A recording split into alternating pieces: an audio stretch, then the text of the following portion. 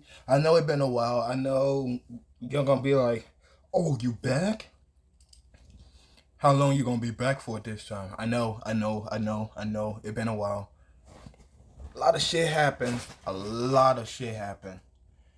I don't have time to answer all the questions, but we're gonna have a Q&A one day.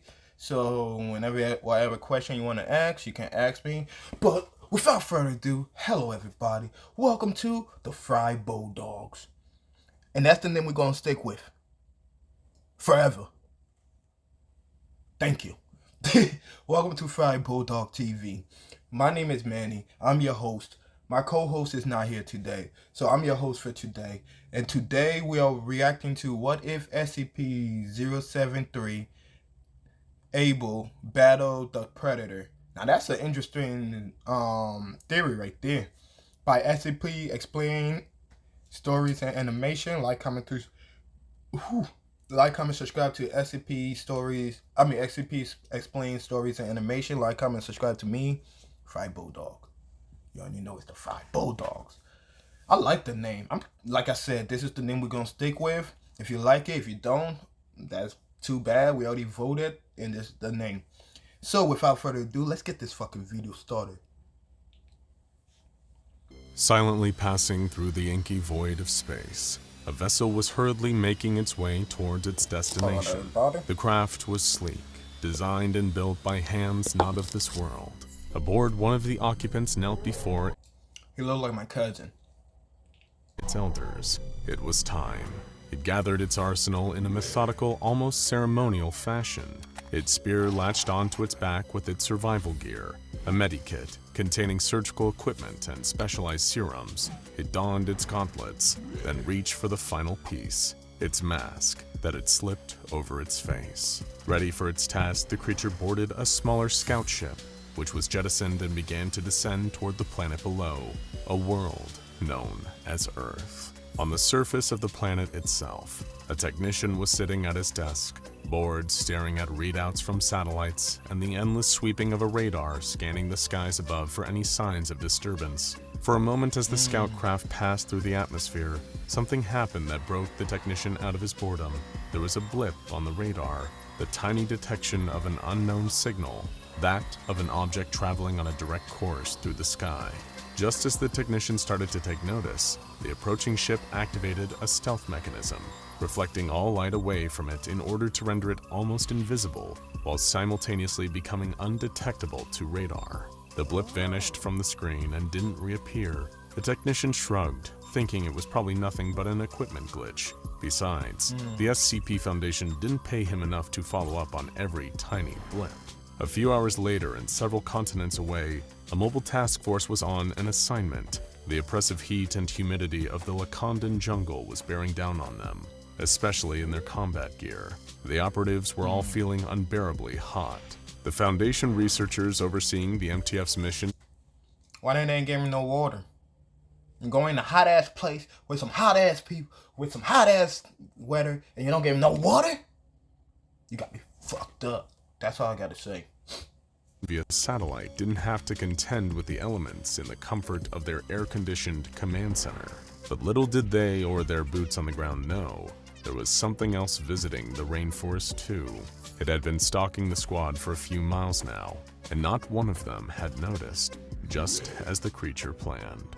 A trio of red laser beams cast 3 distinct dots over one of the MTF operative's chest. Suddenly, a streak of energy shot through the air, crackling as it struck the agent, tearing through his chest and killing him on the spot. Instinctively, the remaining troops turned and opened fire at the treetop where the blast had come from, spraying a volley of bullets, enough to start shredding the wood of the tree, splinters and bark raining down.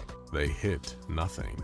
There was no sign of whoever or whatever had fired that shot and killed their teammate. From behind them, a pair of discs with a row of long fan-like blades around their edge flew through the air. There was so much force behind the arm that threw them that the pair of shuriken lifted 2 of the remaining MTF soldiers off their feet and impaled them to the trunk.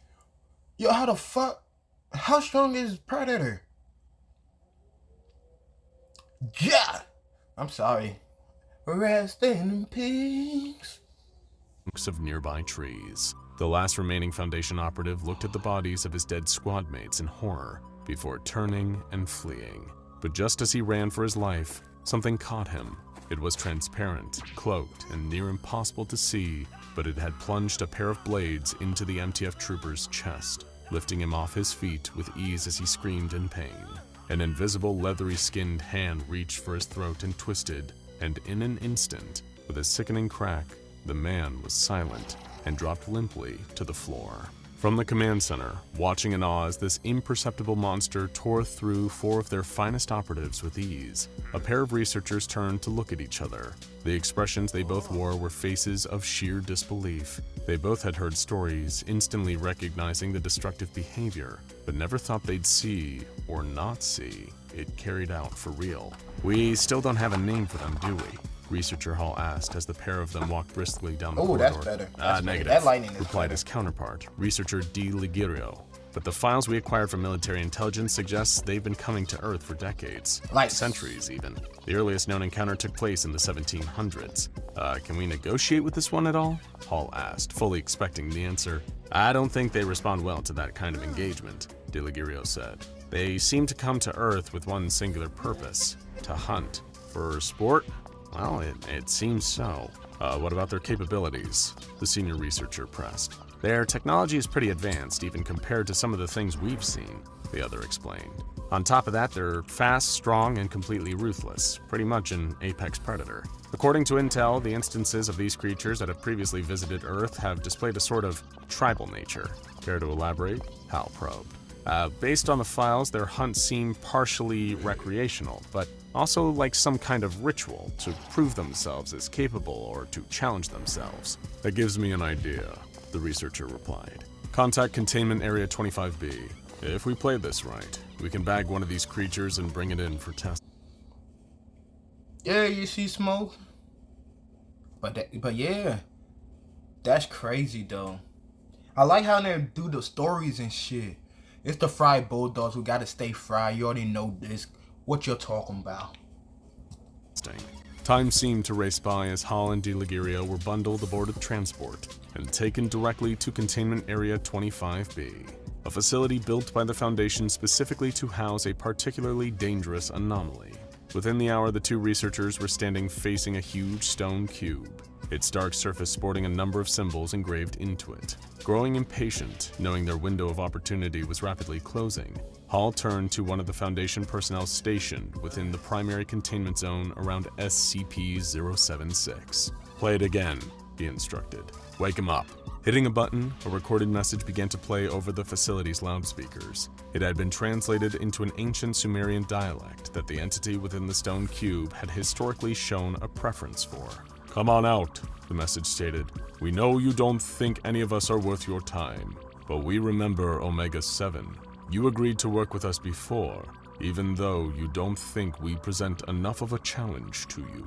But we may have found something that will, an adversary that you could have the privilege of besting in combat." There was a brief moment of silence before the stone began to rumble. The security personnel on site tensed up, gripping their weapons shakily, nervous hands. Slowly, the circular lock on the side of the cube began twisting, the door it kept sealed beginning to open. "Are you sure we can do this, Hal?" asked De Ligirio. "If SCP-076 isn't willing to cooperate, this could go south real quickly. And God forbid, what if somebody found out what we're having him do?" Hall didn't answer, instead watching as the door to the cube finally opened, and a lean man in his late 20s stepped out. His gray eyes stared out of a mess of jet black hair, his body adorned with tattoos of arcane runes and occult That's how I'm imagery, gonna look when I the grow sneering up. faces of demons over his olive skin. As the guards around him nervously raised their weapons at the ready, SCP-076-2 casually strode up to Researcher Hall until the two were inches away from each other. "Where?" Abel asked. Fitting him with a communications earpiece and having him board a transport, Abel was sent directly towards the last known coordinates of the now deceased MTF, deep in the heart of the Lakandan jungle. Sat atop a tree as the aircraft made its approach, the creature had lowered its cloaking device, certain it was alone as it polished a skull it had collected from one of the ill-fated operatives. The predator was a member of a species known as the Yautja, one of the few details about its race that De Ligirio's files hadn't mentioned. Everything else was accurate though. It was indeed a hunter, here to claim trophies as proof of its skill. These trophies happened to be the skull. Hey yo, why everybody gotta come to Earth though? What Earth? Like why Earth? Like man, there's other planets out there. Why everybody wanna collect us? Don't collect my skull. My skull's precious. I got precious skull. Skulls and spines of whatever it killed. Hearing the sound of an incoming vehicle, the predator Pause. instinctively reached for a control on its left wrist gauntlet. Its cloaking device reactivated, bending the light away from itself to render the alien hunter nearly invisible. Through the lenses of its biomask, the predator watched the craft pass overhead, and the shape of a single humanoid heat signature dropping from it and landing in the rainforest. Trekking through the lush vegetation, Abel walked towards the location he had been given. It always irked the immortal barbarian when the Foundation attempted to use him to perform their menial dirty work. To Abel, such tasks were beneath him, but he had been promised a fight with a worthy adversary, and that was the only reason he had agreed to undertake this mission. Looking around as he reached a clearing, there was no sign of the MTF agents, until, that is, Abel craned his neck upwards and found them. Something had meticulously gathered up the bodies and hung them from the branches by their legs. It felt distinctly like a warning, as well as a taunting gloat. Every indicator pointed to this being the action of a creature that was marking its newfound territory. With a wave of his hand, Abel pulled a black-edged sword out of a pocket dimension holding his weapons, and held the blade at the ready. Looking down, he saw 3 points of red light had appeared on his bare chest. Just as Abel caught sight of the treetops where the lasers were coming from, a bolt of high-energy plasma was fired towards him. Within the same split second, he hurled his sword in the direction of his invisible enemy. The blast struck him and knocked him down, searing his flesh. Not that Abel could feel pain. At the same time, his sword spun through the air and cleaved through the branch where the predator had been perched, causing the creature to drop to the jungle floor with a thud. As the Yautja stood up, it noticed its gauntlet was sparking. Hey yo, I'm rooting for a predator. I don't give a fuck who y'all rooting for. Having sustained damage in the fall. Now its cloaking device was flickering on and off. The predator knew it would need to repair its equipment, but first and foremost, needed to collect a trophy from its latest kill. The creature strode towards where Abel was laying. A scorch mark left by the plasma caster burned into his flesh. Its cloaking device still malfunctioning, the hunter reached down to claim its prize. Abel's eyes suddenly snapped open and caught the creature by surprise. Reeling his leg back, he delivered a sharp kick that sent the predator hurling backwards, despite it being well over 7 feet tall and 520 pounds of armor and alien muscle. Abel hurriedly stood back up, facing off against the alien warrior as it too drew itself to full height. The gauntlet on its left wrist continued to spit sparks until the predator reached a clawed digit over and pressed a control. With an electronic beep, its cloak deactivated fully, and the hunter was revealed. It was tall, standing on 2 legs like a man. It seemed lithe and agile, but clearly almost as strong as Abel himself, judging by how muscular it was. Long appendages resembling locks of hair protruded from its head, behind a metal faceplate. This motherfucker got dreads! This motherfucker got dreads! That's why he's the... Let me stop. A mask covered the true face of the creature below. A clicking, chittering noise emanated from beneath the predator's biomask as it reached for a sash that went across its front and produced a pair of small metal circles. Abel flexed his shoulders and ran at the creature. The predator hurled both its discs at Abel, curved blades extending from both of them as they spun through the air. Abel ducked out of the path of one shuriken, narrowly dodging the second as he charged the alien hunter. Reaching for its back, the predator produced the long, ornate handle of its combi stick. Both ends of its telescopic spear extended, and the hunter began racing forward to clash head-on with its newfound prey. It plunged the spear right through Abel with all its strength, lifting the barbarian off his feet on the end of its weapon. Out of nowhere, SCP-076 produced another of his swords, the predator turning to look in confusion at the weapon that had seemingly just appeared in the hand of what it had taken for an ordinary human. Catching the off-world game hunter by surprise, Abel swept the sword through the air, cleaving the creature's spear in 2, causing him to drop back to the ground, landing on his feet. Following it with a second swift swing of his blade, Abel brought the weapon down on a slash that cut across the creature's chest. It sliced through the thick reptilian hide of the predator, leaving a streak of fluorescent green blood oozing from its torso. The creature roared in pain. It sounded like a call of a lion echoing through the trees. In retaliation, the predator extended a pair of blades contained in its right gauntlet and swiped them at Abel. The wrist blades narrowly missed his face as he dodged an incoming attack, only to be caught by the creature's other hand. It gripped his head and plunged downwards, knocking Abel over and sending him face first into the rainforest floor. Reaching for his cloaking device control, the predator disappeared, retreating into the jungle to tend to its heavily bleeding wound. "What manner of devil is this creature, Hall?" Abel yelled at the researcher over his earpiece, hacking branches out of his path with his sword as he followed the trail of luminous green left by the wounded hunter. "It's a warrior from another world," Hall replied. "A hunter that tracks its prey by their body heat, considers itself honorable, but often likes to go after more dangerous targets to challenge itself. Not unlike you, Abel." "I am nothing like this demon," the barbarian shouted in fury. "This gutless monster has no honor. If it did, it would not give itself such an unfair advantage, nor would it run away when wounded. A true warrior would be happy to die a warrior's death in single combat, and would not rely on all its fancy weaponry." "Well, from what we can tell, these things have their own codes of sorts," DeLagirio's voice said over the comms. "You might not think of this hunter as honorable, but it definitely thinks of itself that way. Maybe use that to your advantage?" "I do not need to be lectured by the likes of you," Abel interrupted. "You have not known the heat of battle. None of you at the Foundation have. I will follow the trail of this cowardly beast's blood and cleave its foul head from its shoulders." Unbeknownst to Abel, high above a branch, the predator was watching him. Its biomask had been zoomed in on him, the hunter listening to the barbarian's outrage. It turned to the task at hand, opening up its medikit and producing the surgical tools within as it tended to the deep green cut across its chest. Stifling roars of pain beneath its mask, the predator stapled the injury closed and applied a solvent to cauterize it. Night was beginning to fall, and Abel had long since lost the trail of green blood. Frustrated, he thought back to what the puny researchers at the Foundation had told him of his alien adversary. If it believed itself to be honorable, to have a code, then perhaps using that to lure it out to face him might work. With the sun rapidly disappearing beyond the tree line, Abel gathered a number of branches, hacking them off trees with his sword and fashioning them into burning torches. He placed them in a circle around the circumference of a clearing, creating a makeshift gladiatorial arena. He could feel his blood boiling, the urge to defeat this monster making him seethe. Throwing his head back and beating a fist against his chest, Abel roared up at the dark sky. "Come out!" I do that same shit every single time. "Out, hunter!"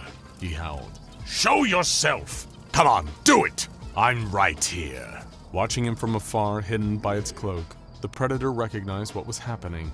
This was a challenge, a direct call to engage in single combat. Refusing this challenge and shooting its prey dead would be quicker, easier. But the hunter knew it was being watched, and therefore judged. With a growl, it dropped to the ground and paced towards the circle. Abel turned as the predator revealed itself, appearing almost from thin air.